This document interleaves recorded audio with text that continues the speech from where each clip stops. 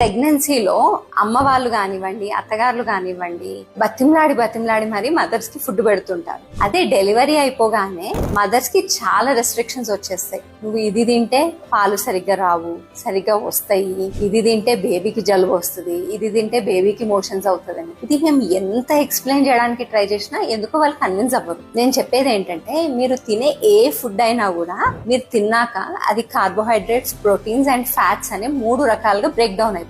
So ఇవన్నీ బేబీకి energy రూపంలో ట్రాన్స్ఫార్మ్ అవుతుంది. అంటే అన్ని కూడా పాలలాగా కన్వర్ట్ అయి ట్రాన్స్ఫార్మ్ అవుతుంది, కానీ అది ఎగ్ లాగా, చికెన్ లాగా వెళ్ళడం అనేది ఉండదు. సో ఎవరైనా నేను రాగానే ఇది తింటున్నావా, అది తాగుతున్నావా అనగానే ఫస్ట్ వచ్చేసి, లేదు మేడం బేబీకి జలుబు అవుతుందని తినట్లేదు, కేవలం ఎల్లిపాయ కారం తింటున్నాను, లేదా కొంచెం ఆకుకూరలు మాత్రమే తింటున్నాను, ఇంకేమీ పెట్టట్లేదు, ఇట్లాంటివి చెప్తుంటారు. అది విన్నప్పుడు నాకు చాలా బాధ వేస్తుంది.